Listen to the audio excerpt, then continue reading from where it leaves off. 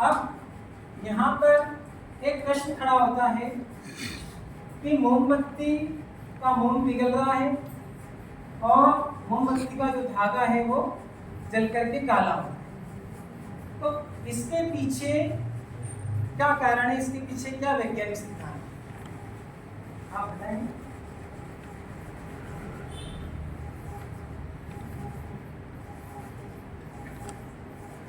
देखिए, आप बता सकते हैं?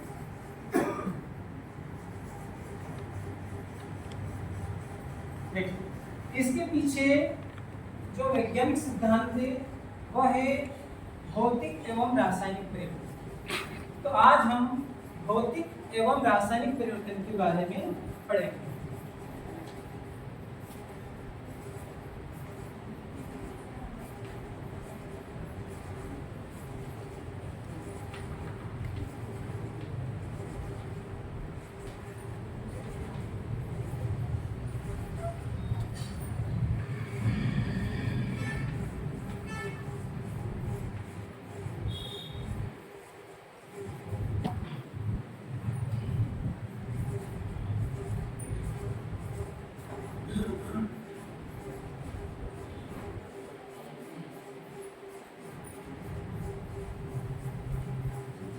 तो हम भौतिक एवं रासायनिक परिवर्तन को पढ़ने के लिए कुछ यहाँ पर प्रयोग करेंगे और उस प्रयोग पर आपको अवलोकन करना है और जो प्रश्न होगा उसका आपको उत्तर देना। तो सबसे पहले हम यहाँ पर एक बीकर लिया है मैंने और ये मेरे पास एक आइस बॉक्स है, ठीक है।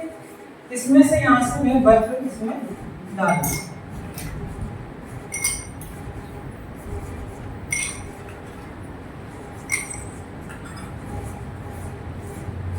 ये आप सब अवलोकन कर सकते हैं। ये क्या है, खड़े होकर के जिससे पूछा है बर्फ। इसकी अवस्था क्या है, इसकी अवस्था ठोस। अब देखिए बर्फ है और ये ठोस अवस्था में है। यदि कुछ समय तक मैं इस पर इस प्रकार से हथेली लगा करके रखता हूँ, ठीक है, तो क्या होगा, बर्फ पिघलेगी, ठीक है। बर्फ पिघल रही है या नहीं पिघल रही है, इसको हम अवलोकन कर सकते हैं। आपका हाथ कीजिए। इसका मतलब क्या हुआ,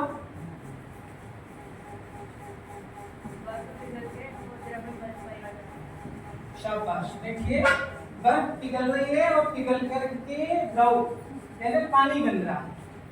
तो यहाँ पर आपने एक उदाहरण देखा कि जब बर्फ को हम फ्रीजर से या आइस बॉक्स से बाहर निकाल लेते हैं तो वो पानी में परिवर्तित होता है।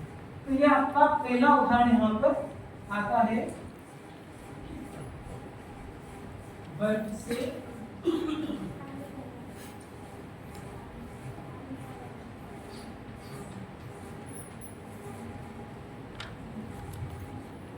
अब यहाँ पर एक प्रश्न आना चाहिए कि इस पानी को क्या मैं फिर से या आप बर्फ में बदल सकते हैं, और बदल सकते हैं तो कैसे? वेरी गुड, शाबाश। देखिए इसने उत्तर दिया है कि जब इस पानी को हम फ्रीजर में रख देंगे तो ये पानी फिर से बर्फ में बदल जाएगा। तो यहाँ पर इसका मतलब ये हुआ कि हम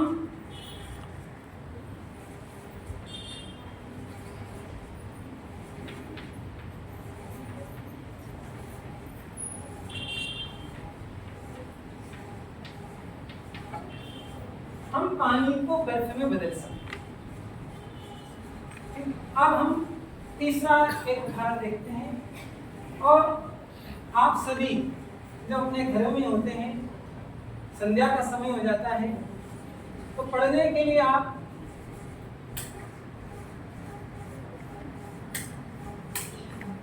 बल्ब जलाते हैं। मैंने जब स्विच को ऑन किया, दबाया तो बल्ब चला। अब मैं इस बल्ब को बंद करता हूं, एक बार जला, एक बार बंद। बल्ब का जलना और फिर बंद होना, क्या हो सकता है इसके पीछे कारण?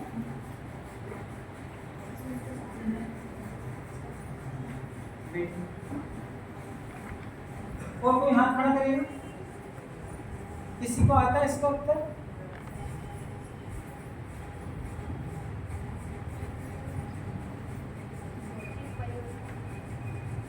बिल्कुल, बैठिए। देखिए, बल्ब को जलाना, बल्ब को बंद करना, ये भी भौतिक परिवर्तन है। क्यों परिवर्तन हुआ?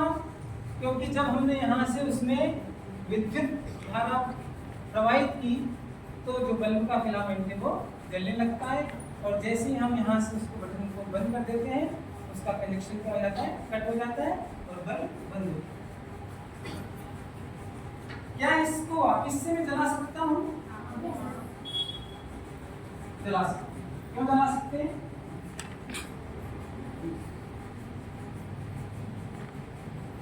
क्यों जला सकते हैं? क्योंकि वो अभी कार्य में है ना, यानी वो खराब नहीं है। यदि खराब होगा तो नहीं जलेगा, ठीक है। तो यहाँ पर हम बल्ब को जला सकते हैं।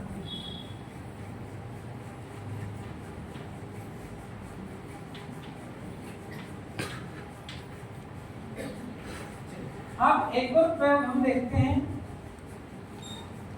ये देखिए, ये पंप है और ये गुब्बारा, और इस गुब्बारे को हम पंप की सहायता से फुलाएंगे। फिर आपको अवलोकन करना है जब मैं प्रश्न करूं तब, ठीक है।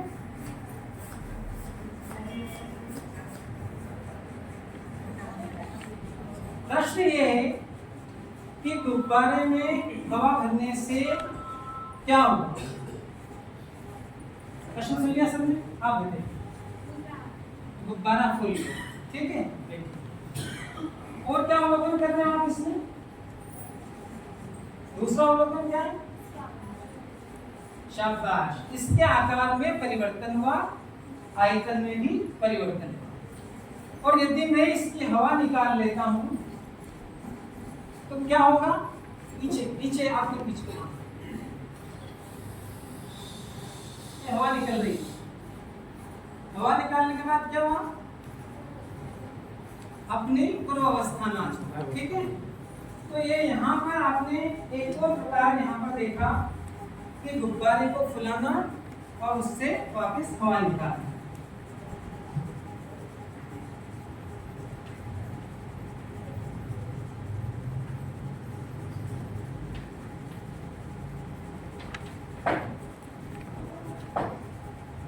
अब एक और प्रयोग करते हैं हम।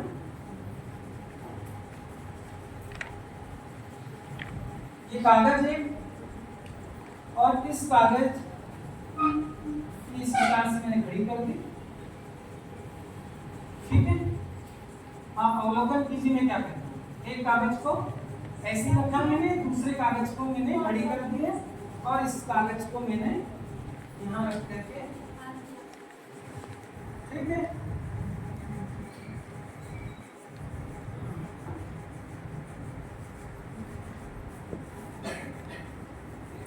देखिए बेटा,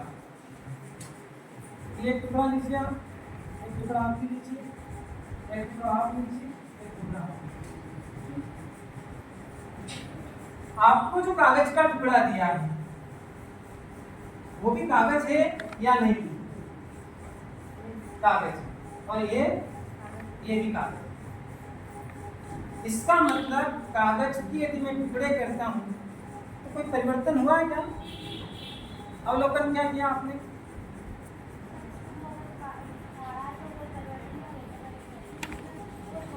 छोटा हो गया। इसका कहना है कि वो छोटा जरूर हो गया लेकिन उसमें कोई यानी गुण में कोई परिवर्तन नहीं हुआ, ठीक है। ये भी एक यहाँ पर हमको लिखना है कि कागज को फाइंड।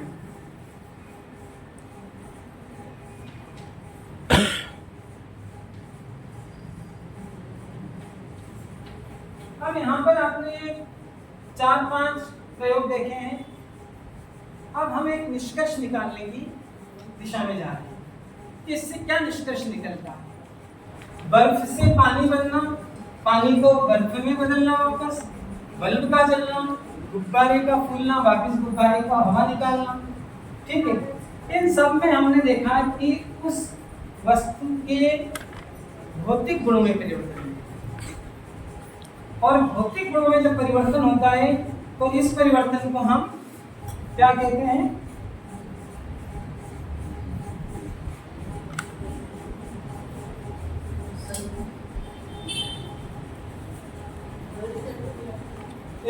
ठीक है,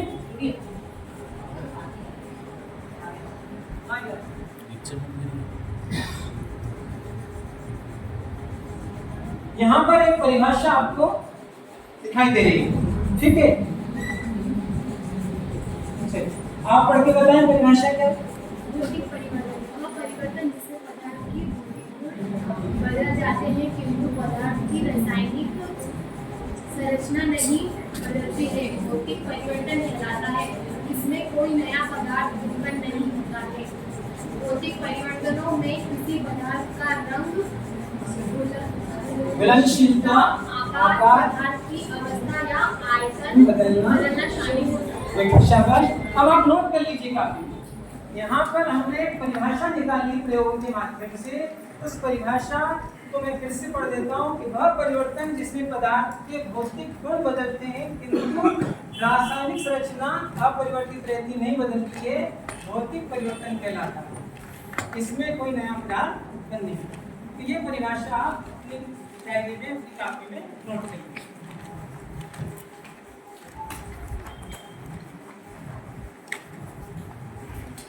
अब यहाँ पर फिर से एक बार कुछ उदाहरण आपके सामने लिखे हुए हैं,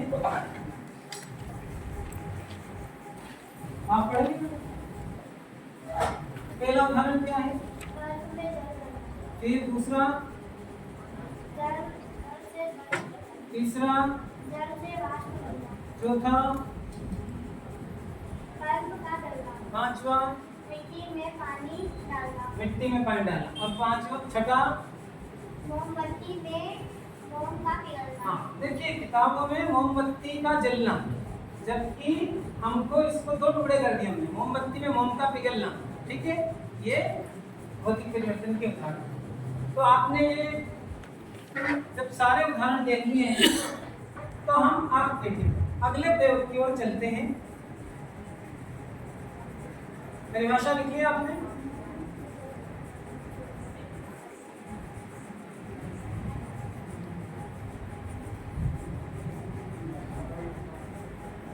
केवल परिभाषा लिखी, उदाहरण को आप देख लीजिए।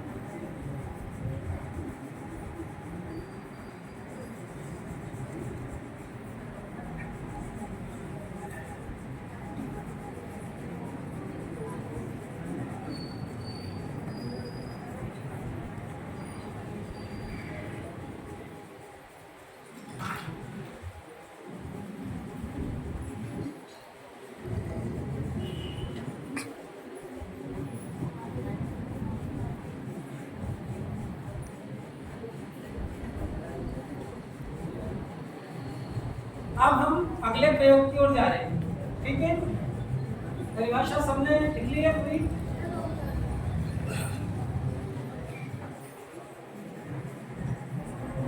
केवल परिभाषा लिखिए बस। ये दूसरी परिभाषा उसको जरूरत नहीं, बाद में जब आएगा सारांश में लिखेंगे। अभी केवल परिभाषा क्यों ले रहे हैं? ठीक है,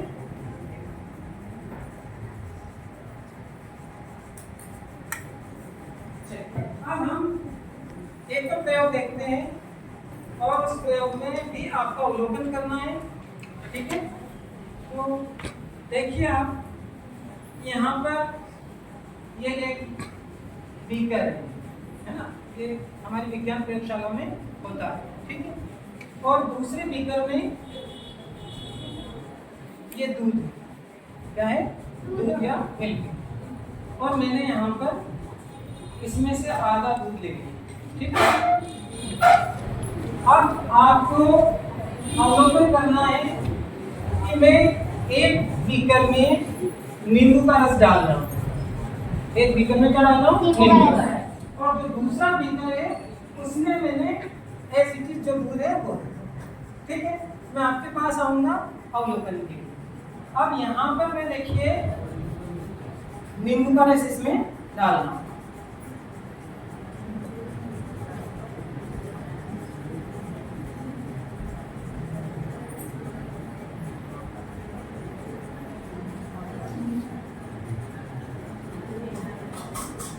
और ये छड़ की सहायता से इसको हिलाना, ठीक है। आप लाएंगे थोड़ी, इसमें लाएंगे आप।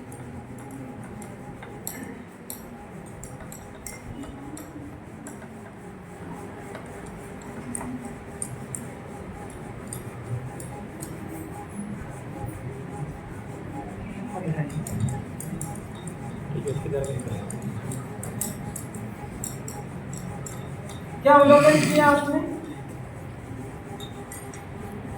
अभी अवलोकन अपने पास रख लीजिए, है ना, बाद में कुछ नहीं, ठीक है। आप भी अवलोकन करें।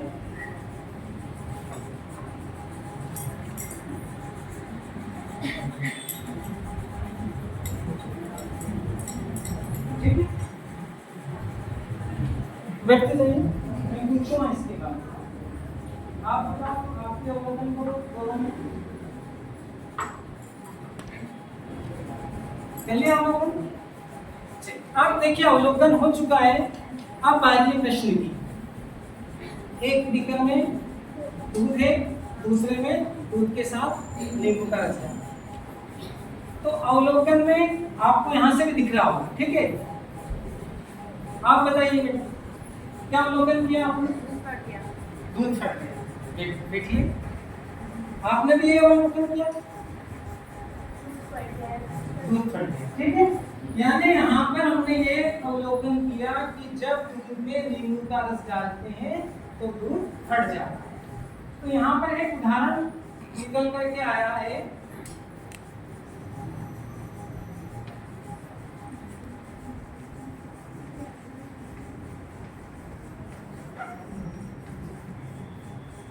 दूध का फटना, घर पे भी अक्सर दूध फट जाता है, तो फिर उसकी हम चाय नहीं बनाते, फिर मम्मी क्या कहती है आपको, दूसरा दूध लेकर के चाय, ठीक है। तो प्रश्न ये है कि इस फटे हुए दूध को फिर से दूध में कैसे बदलेंगे।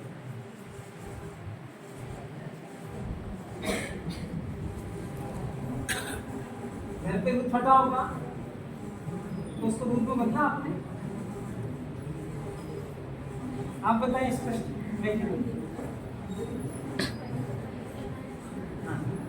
देखिए फटे हुए दूध को हम दूध में नहीं बदल सकते हैं, वो उसने कहा कि हम इससे दूसरी चीज बना सकते हैं। तो कहने का आशय कि जब दूध फट जाता है तो हम उसको पहले वाली अवस्था में नहीं ला पाते, ठीक है। ये ध्यान रखना निष्कर्ष के साथ। अब एक और प्रयोग करेंगे हम। तो इस प्रयोग के लिए 4 स्ट्रिंग मेरे पास आ जाए, ठीक है। एक पीछे से आ जाए, यहाँ पर आ जाओ, एक इधर से आ जाइए, 2 आगे से आ जाए, ठीक है। और यहाँ पर आपको जो प्रयोग करना है वो निर्देश में देता जाऊंगा, ठीक है। तो इधर हो जाइए, देखिए आप सब भी देख लीजिए कि परख नली क्या है ये, और इस परख नली में मैंने घर पे जो खाने का सोडा होता है वो रखा है, ठीक है। सोडियम बाइकार्बोनेट, खाने के सोडे को रसायन में क्या बोलते हैं, सोडियम बाइकार्बोनेट। एक एक आपको मैं दे रहा हूँ सबको, ठीक है। ऊपर से पकड़िए। अब यहाँ पर जब हमने इनको एक सैंपल दिया है खाने का सोडा, ठीक है, वो दे दिया है, और अब इसमें हाइड्रोक्लोरिक अम्ल डालना, ठीक है। चूंकि ये हाइड्रोक्लोरिक अम्ल है इसलिए इसको सावधानी पूर्वक डाला जाता है। तो यहाँ पर एक एक टेस्ट ट्यूब में मैं डाल रहा हूँ, आप भी अवलोकन करेंगे, ये भी अवलोकन करेंगे। उधर दिखाते जाइए दूर से,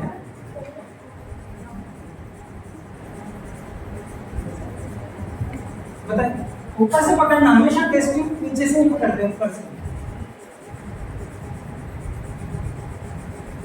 पकड़ो, ऊपर से पकड़ो और आप पीछे जाके दिखा सकते हो।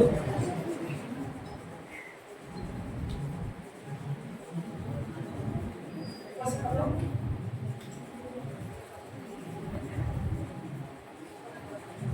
बिल्कुल ओके।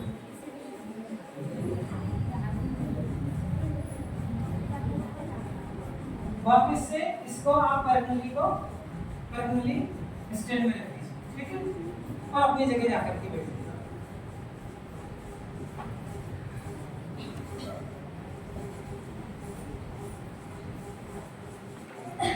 देखिए प्रयोग में एक परखनली में सोडियम बाइकार्बोनेट यानी खाने का सोडा लिया और मैंने उसमें थोड़ा थोड़ा हाइड्रोक्लोरिक अम्ल मिलाया। हाइड्रोक्लोरिक अम्ल का सूत्र क्या होता है?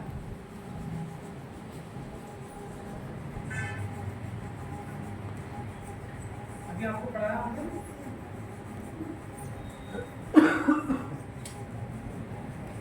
हाथ खड़ा कीजिए जिसको आता है। हाइड्रोक्लोरिक अम्ल का जो सूत्र है वो HCl, ठीक है, ये हाइड्रोक्लोरिक अम्ल। और परखनली में मैंने आपको दिया है खाने का सोडा, उसका सूत्र है NaCO3, लिखते जाइए, ठीक है। अब आपने जो अवलोकन किया है वो बताना है, ठीक है। क्या अवलोकन किया है? हाथ खड़ा है, पीछे से, पीछे वाले भी आए थे ना आपको प्रैक्टिकल करने। आप झाग बन रहे थे, ठीक है, झाग निकल रहे थे इनका के।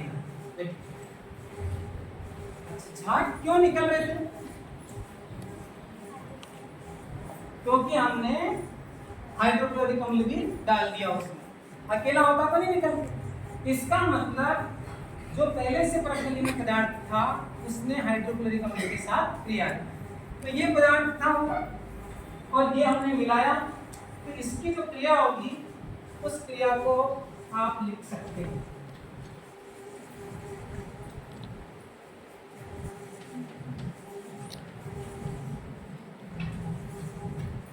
हाइड्रोक्लोरिक अम्ल, सोडियम बाइकार्बोनेट, दोनों क्रिया करते हैं, सोडियम क्लोराइड बन रहा है, पानी बन रहा, और जो झाग निकल रहे थे या बुलबुले निकल रहे थे उसका नाम क्या है? उसका नाम पूछना, ये लिखा ना यहाँ पे, देखिए इसका नाम पूछा है,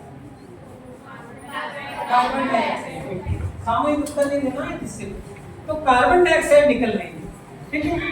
यानी परखनली में जो पदार्थ था, अब वो पदार्थ ये पदार्थ नहीं रहा, अब सारे नए पदार्थ बने। तो यहाँ पर नए पदार्थ बने, ये समझ में आया? क्या बने? नए पदार्थ, ठीक है। और नए पदार्थ बन रहे हैं और जो रासायनिक सूत्र थे वो सूत्र भी बदल चुके हैं, ठीक है, ये याद। तो यहाँ पर जो दूसरा उदाहरण है वो ये है कि सोडियम बाइकार्बोनेट की अम्ल के साथ क्रिया, खाने के सोडे की हाइड्रोक्लोरिक अम्ल के साथ क्रिया। अब हम तीसरे उदाहरण की ओर चलते हैं, और तीसरा उदाहरण है, हम जब भी घर में पूजा पाठ करते हैं तो अगरबत्ती जलाते हैं, तो यहाँ पर मैं अगरबत्ती जलाता हूँ, ठीक है। ये देखिए, ये अगरबत्ती जल गई है ना। अब यहाँ पे अवलोकन करना कि अगरबत्ती को जलाने के बाद आप क्या अवलोकन करते हैं। तो यहाँ पर जैसे जैसे अगरबत्ती जलती है वैसे वैसे अगरबत्ती में जो मसाला लगा हुआ है वो कम होता जाता है और उसकी क्या बन जाती है? राख। और एक ये बताया धुआं, ठीक है, धुआं भी निकल रहा है, राख भी। क्या इस राख और धुएं से फिर से अगरबत्ती बनाना हो तो संभव है? संभव नहीं, ठीक है। यानी ये भी एक नए पदार्थ में परिवर्तित हुई। तो यहाँ पर आप तीसरा उदाहरण लिखेंगे, अगरबत्ती का जलना या माचिस की तीली का जलना।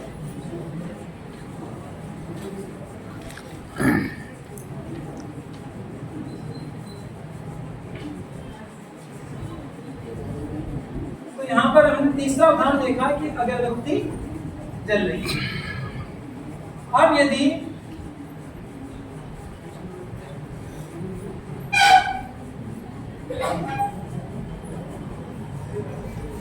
हम इसी प्रकार से और भी दैनिक जीवन के उदाहरण देख सकते हैं।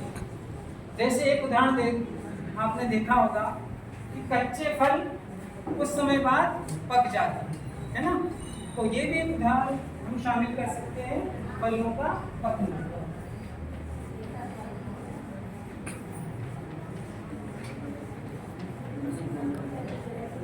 अब देखिए क्या निष्कर्ष मिला हमको, इसको हम देखते हैं।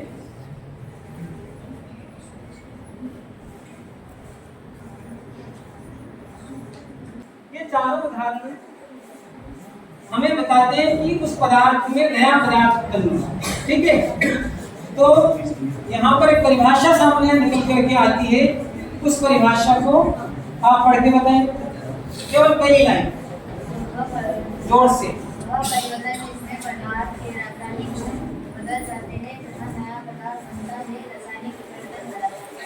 वह परिवर्तन जिसमें पदार्थ के रासायनिक गुण बदल जाते तथा नया पदार्थ बनता है, रासायनिक परिवर्तन कहलाता है। इसी में एक दूसरी लाइन लिखी हुई पीछे, आप बताइए। परिवर्तन पदार्थ की आणविक एवं रासायनिक संरचना बदल जाती है। हाँ, ये बताना है कि इसमें पदार्थ का सूत्र, जैसे आपने समीकरण देखे ना, उसका पूरा संरचना बदल चुकी है, आणविक और रासायनिक। तो इस परिवर्तन का नाम क्या हुआ? रासायनिक परिवर्तन। और ये जितने उदाहरण आपने यहाँ पर किए, यहाँ पर देख रहे हैं, ये सब उदाहरण आप लिखें। तो यहाँ पर दूसरी परिभाषा आपको लिखना है रासायनिक, ठीक है।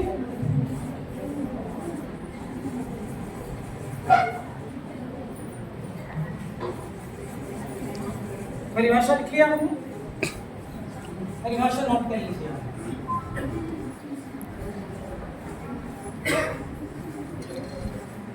अब यहाँ पर जो मैंने कराया प्रयोग, उसके अतिरिक्त कुछ और उदाहरण है, ठीक है। उदाहरण पढ़ के बताइए बेटा। पहला उदाहरण क्या है? दूसरा, तीसरा जोर से, चौथा, पांचवा, छठा और सातवां मोमबत्ती में बत्ती का जलना, ठीक है। वो मोम था और यहाँ पर बत्ती है, ठीक है। तो ये आप यहाँ पर देख सकते हैं। अब इनके हम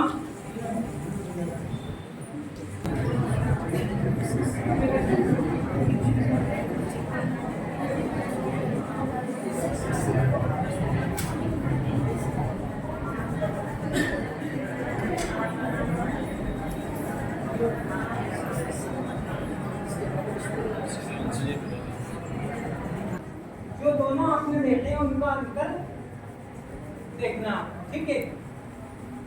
तो एक एक करके आपको अंतर, जो परिभाषा लिखी है उसी से अंतर भी आ जाएगा, ठीक है। और हमने प्रयोग भी किए हैं, तो भौतिक एवं रासायनिक परिवर्तन में अंतर आपको देखना है, ठीक है। पहला अंतर क्या लिखा हुआ है?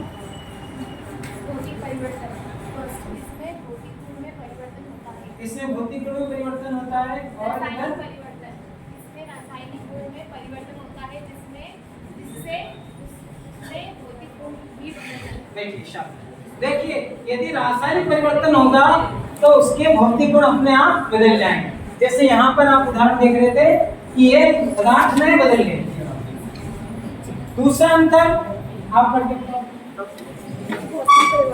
इसमें कोई नया पदार्थ नहीं बनता, रासायनिक परिवर्तन इसमें नया पदार्थ बनता है। इसमें नया पदार्थ नहीं बनता जबकि इसमें नया पदार्थ बन रहा है, ठीक है। तीसरा अंतर पीछे से पढ़ो परिवर्तन में होते हैं इसमें पदार्थ का आकार, आयतन, भौतिक अवस्था बदल जाए, ठीक है। और इधर यहाँ एक ऐसा परिवर्तन है जिसमें किसी पदार्थ की रासायनिक संरचना पूरी तरह नहीं बदलती, ठीक है। तो ये इस प्रकार से आप अंतर लिख सकते हैं। अब यहाँ पर प्रश्न है, पहला प्रश्न पूछ रहा हूं मैं आपसे, आपको ध्यान से सुनना फिर उत्तर देना। दूध का फटना किस प्रकार का परिवर्तन है? बताइए। शाबाश बेटा। कागज का फाड़ना कौन सा परिवर्तन है? भौतिक परिवर्तन। अगरबत्ती का जलना कौन सा परिवर्तन? हाथ खड़ा कीजिए। रासायनिक। तो ये आपने यहाँ पर आज इसके बारे में, अब हम कुछ कक्षा कार्य आपको दे रहे हैं, ये कक्षा कार्य कर लीजिए जल्दी से। एक टेबल है, इस टेबल में आपको केवल परिवर्तन का प्रकार लिखना है, ठीक है?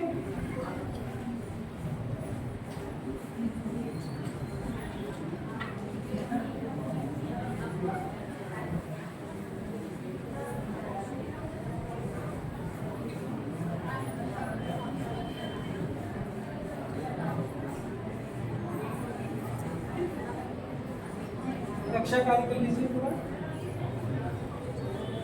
टेबल बना लीजिए।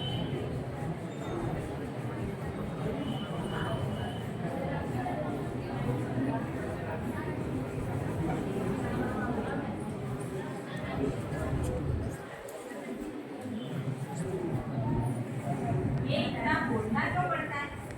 सारा डिस्कशन एक साथ हो जाए। उसके सामने आप परिवर्तन का प्रकार लिखेंगे, ठीक है?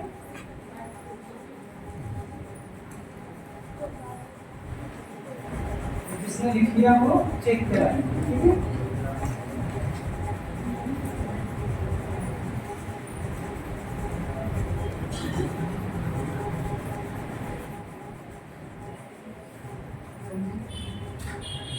उत्तर इनको चेक कर देता हूँ। इसी के सामने लिखना ना उत्तर। ये देखिए टेबल दी हुई है, उस टेबल के सामने आपको उत्तर लिखना है, ठीक है?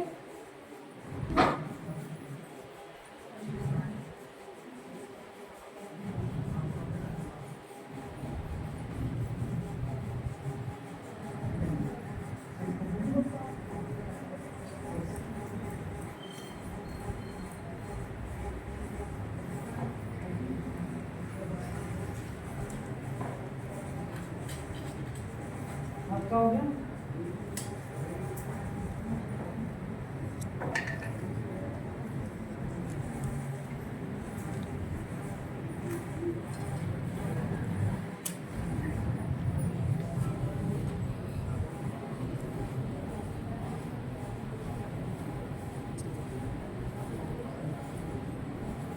चलिए इसका गलती कर लेते हैं अपन, ठीक है?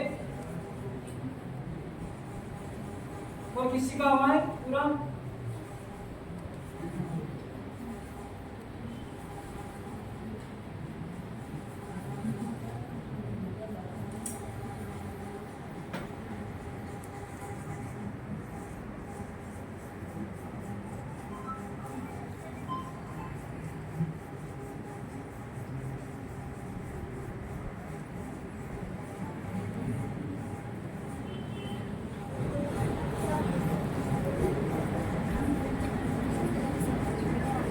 चलते हैं ना।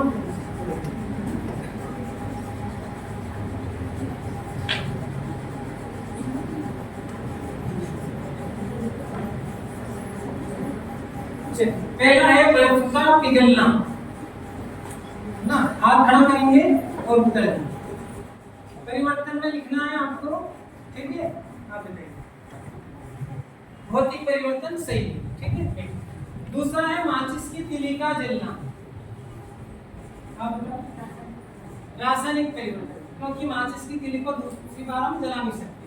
तीसरा है गुब्बारे का फूलना, भौतिक परिवर्तन। चौथा है खाने के सोडे में अम्ल या हाइड्रोक्लोरिक अम्ल मिलाना। आप बताइए। रासायनिक परिवर्तन। और पांचवा है दूध का फटना, पीछे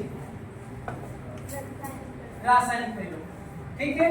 तो आज आपने भौतिक एवं रासायनिक परिवर्तन के बारे में पढ़ा, और ये आप घर पे जो है कार्य करेंगे, ठीक है? धन्यवाद।